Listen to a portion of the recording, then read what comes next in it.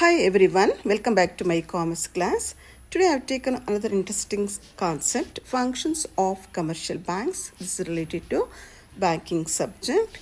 And from the point of examination, I have taken some concepts here. We know commercial banks are the financial institutions which provides various services to the society and to the customers and to the government.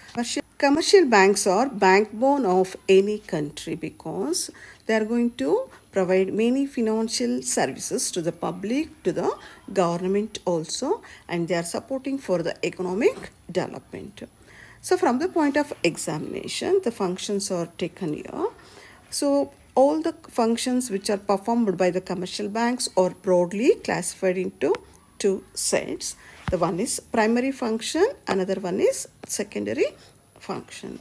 So primary functions accepting of deposits and granting of loans and advances. Okay, remember primary functions includes accepting of deposits and granting of loans and advances. Secondary functions includes agency services and general utility services. Agency services and general utility services. Let us know what are the primary functions and which are the secondary functions. So primary functions, as we said, accepting of deposits, that is a collecting of savings account, fixed deposit account, okay, a recurring deposit as well as current account. Okay, so these are the different kinds of deposits accepted by the banks. Savings account generally for the common people to encourage the savings, fixed deposit to encourage the investments of the people which are kept for a particular period of time. So therefore they are also called term deposits. They are also called term deposits. Okay.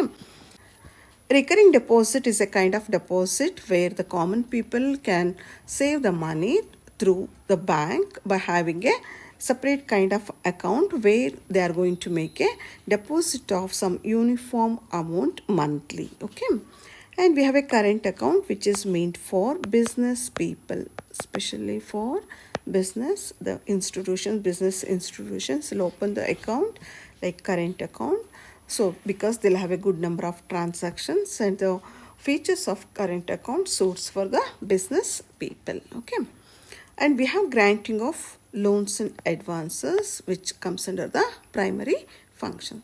The money whatever that is collected in terms of savings deposit, fixed deposit or a recurring current account, or the money what is there with the bank, okay, the money what is there with the bank, the deposited money, that will be utilized for granting of loans and advances to the people who are in need of it, maybe for any economic activity or for any other purpose. Okay, so that loans may be in terms of term loans, the short term, medium term or long term, and again it may be a secured loan or unsecured loan.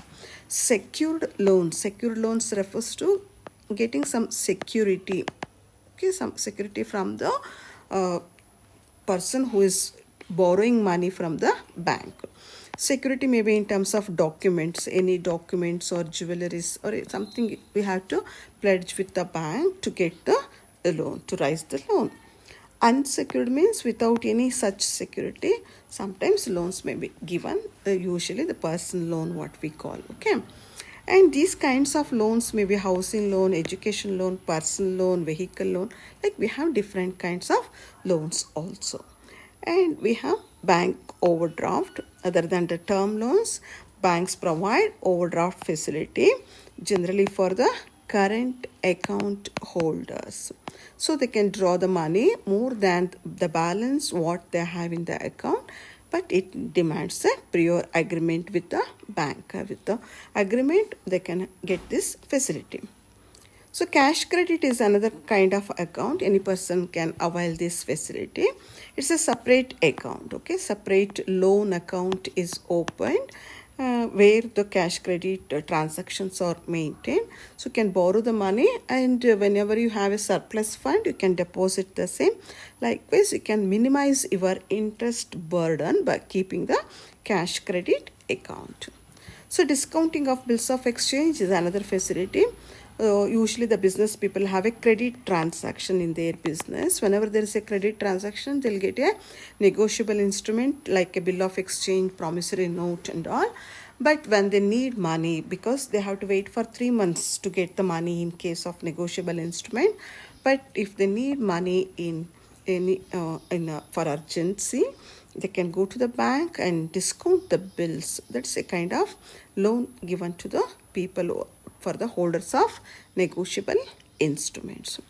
Letter of credit is a facility which is given as a guarantee to support the foreign trade. Okay, so maybe export or import for such foreign trade, the letter of credit is given by the bank.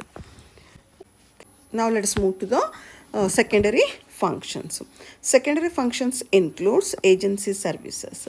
Agency services means the banks provide services at the instruction of the customers, like the payment of bills, insurance payment. Okay, all this comes under the agency services. They also render the service like buying and selling of securities, shares, debentures. Okay, at the instruction of the customers, banks also buy and sell the securities. And again, the transfer of funds, okay, from one person to another, from one account to another account, maybe through check, without check, net banking, like that. They are going to render service to the customers whenever it is required. All this done at the instruction of the customers, therefore it is called agency service. And we have another function called general utility service, which is meant to customers as well as to the public. All customers can avail the ATM facility, automatic teller machine, where the customers can withdraw money by having a card called debit card, ATM card. Okay, and demand draft, it's a method where the customer or even the public can also avail this facility. Transfer of fund from one person to another, from one place to another place. Okay, demand draft, by the payment of money, the draft can be obtained from the bank. Transfer of fund, again as I said, maybe online transfer or net banking. If the customer is not aware of doing it, they can go to the bank and get it done. Okay, sometimes there may be a huge payment for banking transaction, for any business transactions and all. Okay, so that can also be avoided. Safety lockers, you can keep your gold or documents and all in a bank. For that they'll provide a separate locker, we call them as safety lockers. And banks also provide insurance services by selling the insurance products. People can also approach the banks to get the insurance products, to buy the insurance services. Issue of debit and credit cards, nowadays it is common. All customers get the debit and credit card facility from the banks now, as it is very essential for the people to carry their business transaction, even for the common regular financial services. Foreign exchange services like a currency exchange or a letter of credit to support the foreign trade and all, they are going to provide many services to the customers and to the public. And we know today e-banking service is very common, because modern banking is supported by the net banking, supported by mobile banking and all. So net banking is a process where the customers can transfer or get any banking services without visiting the bank. And online payments also, no need to visit the banks. So by having net banking or mobile banking, they can transfer the funds from one place to another place, one person to another person. So that's what we call NEFT and RTGS. Through that they can make a transfer of funds. So today it's very common having the banking wallets, and also very many apps for transfer of funds like PhonePe, Paytm, Google Pay. what we call UPI transfer, unified payment interface we call.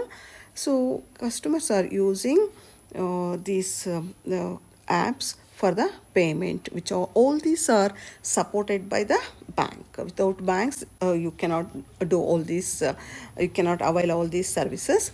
So that means banks performing many functions, and they are broadly classified into two, that's a primary functions and secondary functions.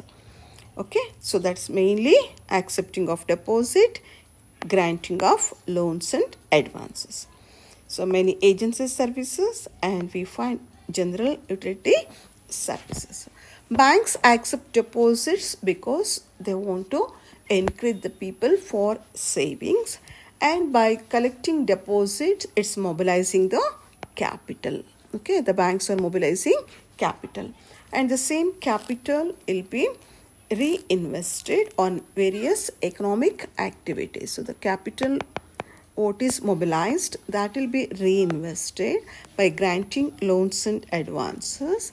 So for business activities or any economic activities, so in that way banks are supporting for the economic activities. Okay, in that way it's supporting the development of the economy, okay, of any nation. Okay, with this I'll conclude. I'll take up another interesting concept in the coming video. Like, share and subscribe. I'll see you in the next video.